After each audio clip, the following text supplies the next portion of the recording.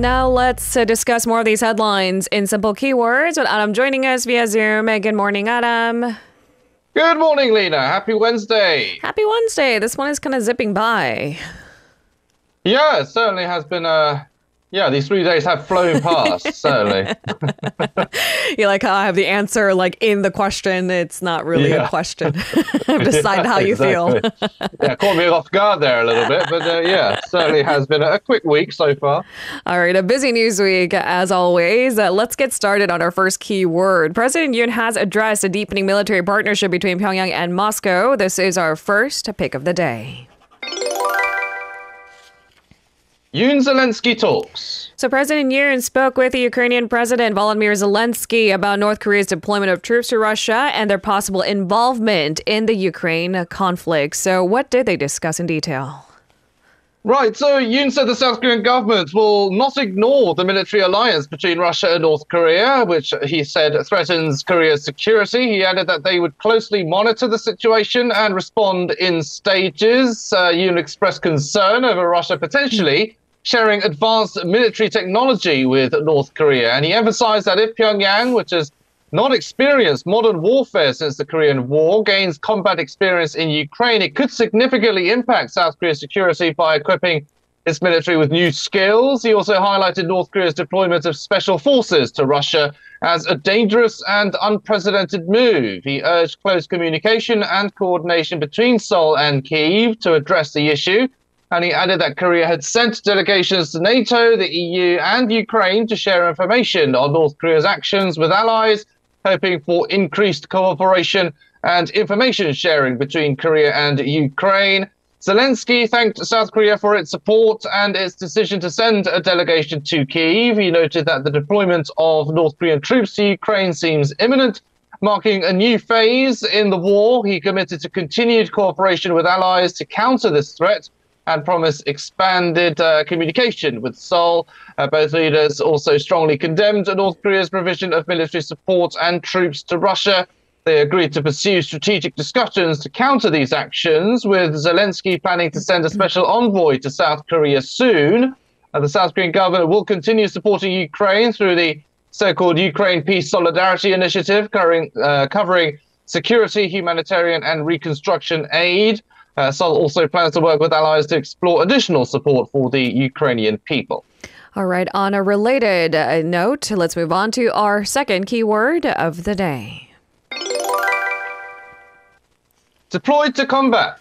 So the head of a Ukrainian support group claims that North Korean troops deployed to Russia have already engaged in combat, so already deployed to combat zones, resulting in casualties after clashes with Ukrainian forces. Of course, questions are also raised on what Russia might give in return to North Korea for the deployment. What's the latest?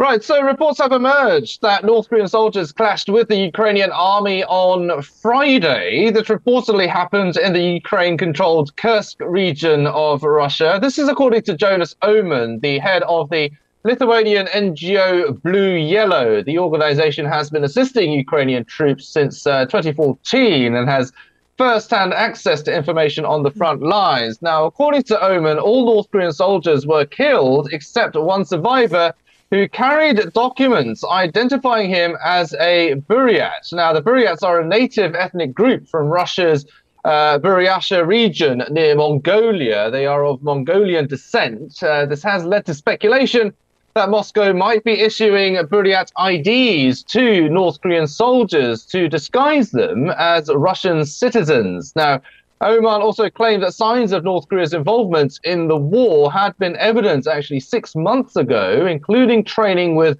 Belarusian forces in Belarus. Now, he further mentioned that a North Korean soldier had reportedly been killed months earlier by a Ukrainian drone supported by his organization. And now, before this large deployment, North Korea is believed to have sent personnel to Russia for weapon quality control and training. Ukrainian media recently reported that 6 North Korean officers were killed by a missile strike in Donetsk on October 3rd. And Oman suggested that North Korea could increase its deployed force to around 88,000. And he claimed that 4 bases are actively transporting North Korean forces by ship or aircraft. However, no official statements have confirmed yet direct encounters or visible sightings of North Korean troops on the battlefield. So these are claims by Oman for the time being. So no clear evidence yet that they have engaged in the fighting. But meanwhile, a US security expert did express concerns that Russia could share extensive information on strategic nuclear submarines and other sensitive technologies with North Korea, of course, in exchange for the troops Pyongyang has sent to aid Moscow. So, yeah, there's some other security concerns there, some re-entry technologies, for example, concerning intercontinental ballistic missiles and other kind of high-tech security technology, especially related to nuclear weapons as well, which is, of course, concerning for not just the West, but for South Korea.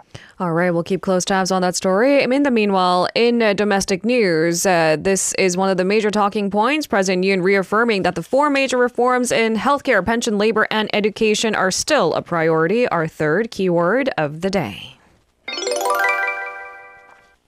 Major reforms. So President Yoon has again highlighted the importance of pushing forward in those four areas during a cabinet meeting. He called them the foundation of improving people's lives. So run us through what he said.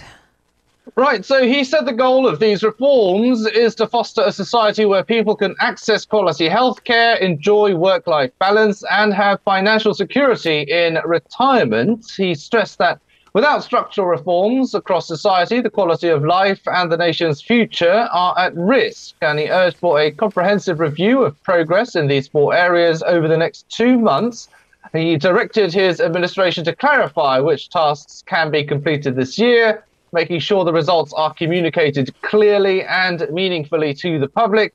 Now, among the four reforms, Yoon singled out healthcare as the most urgent, especially focusing on reforming non-covered services and private health insurance. Non-covered services are services patients are responsible for paying on their own. He noted that the government's plan to invest over 30 trillion won through national funds and health insurance, adding that without aligning private insurance with public health insurance, resources would be wasted. And he tasked the Financial Services Commission and the Health Ministry to present a plan by year end to reform private insurance to support the public health system.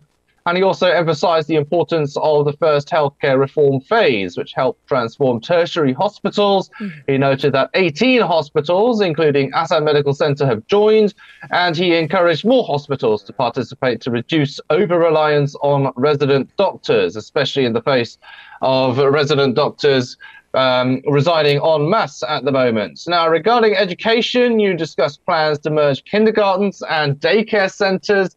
He urged officials to finalize unified standards by year end, including teacher qualifications, to address the need for streamlined early childhood education and care. Turning to military issues, Yoon warns that Russia and North Korea's growing military cooperation again poses serious security risks, both globally and for South Korea. And he emphasized the need to examine all response options thoroughly, as North Korea is not only supplying weapons to Russia, but as we've just reported on, has also sent troops as well. All right, elaborating a little bit further on the medical reform area, I mean, that is at the heart of the medical school standoff. After all, our fourth keyword of the day. Absence approved. So the Education Ministry has decided to allow universities to independently approve leaves of absence for medical students. This is a reversal of its previous stance, as such approvals would only be granted if students committed to returning next year. So they're budging a little bit. What's the latest? Yeah, so another instance of the government kind of softening its stance in relation to these medical students boycotting the classes. Education Minister Lee Joo announced the decision during a meeting with the presidents of 40 universities with medical schools. This comes as the majority of medical students nationwide continued their class boycott, of course, over the government's med school quota hike plan. He said the decision aims to create an opportunity to encourage students to return to school and normalize medical school classes. This decision follows calls from the medical community and universities for more autonomy in approving student leaves of absence. The Korean Medical Association and the Association of Korean Medical Colleges both called for leaves to be approved as a precondition for engaging in policy discussions. National universities also urged the ministry to respect university autonomy on this issue. Medical students had also protested the conditional leave policy as an infringement of their basic rights, likely prompting the ministry to reconsider. The shift aims to untangle the ongoing tensions in medical policy discussions by giving universities full discretion over leave approvals. Now, the presidents of universities present at the meeting agreed on the need for students to return by the 2025 academic year and welcomed the ministry's decision. They expressed support for the government's willingness to consider university needs and confirmed plans to evaluate personal circumstances through counselling and then approve leaves accordingly. The presidential office, however, meanwhile, said granting medical schools freedom in regard to discretion over students' academic leave should not be seen as the government's approval of the medical community's opposition to the government's medical reform plan. All right, with that, we move on to our final keyword of the day. Itaewon Tragedy Memorial. So the National Assembly Speaker and rival party leaders have held a memorial service at the National Assembly to mark the second anniversary of the Itaewon tragedy. They honored the victims, pledged to prevent similar tragedies, and uncover the truth behind the incident. They do have an established special investigative committee, right? Yeah, so this was the first time the Assembly officially hosted a memorial for a national tragedy or social tragedy of this scale. The service was attended by around 120 bereaved family members and 60 lawmakers from both parties. On the wall of the venue, a message read, "We have names we must remember. We will not forget the 159 stars," accompanied by the photos of the victims. National Assembly Speaker Yoon-Zelenskyy expressed condolences, acknowledging the state's lack of responsibility and apologized to the families on behalf of the Assembly. He promised that the recently formed Itaewon Disaster Special Investigation Committee would thoroughly uncover the truth with no cover-ups or delays. The People Power Party's Chu Kyung-ho pledged to prevent similar tragedies. He promised to support the committee's efforts and stressed that Parliament would take full responsibility for protecting citizens' lives and safety. The Democratic Party's Park Chan-dae questioned why the disaster was not prevented, why the response was inadequate, and why no one has taken responsibility. He pointed out delays in appointing committee members and challenges with budget and staffing, calling for all parties to support the committee's work. Chon Aram from the New Reform Party urged President Yoon to dismiss Interior Minister Lee Sang-min, holding him accountable and suggesting an apology to the families and the public. Families and survivors attending the service also urged politicians to fully investigate the incident and end secondary harm to victims and families.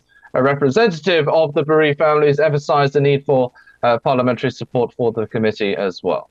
Thank you very much, Adam, for today's coverage. Have a safe day, and we'll speak to you again tomorrow. You two have a wonderful day. See you tomorrow. If you're listening to our program using the podcast service, just a reminder that we do go live Monday through Friday, 7 a.m. Korea Standard Time. So tune in and help us make the show more informative by giving us your input. See you bright and early on Good Morning Seoul.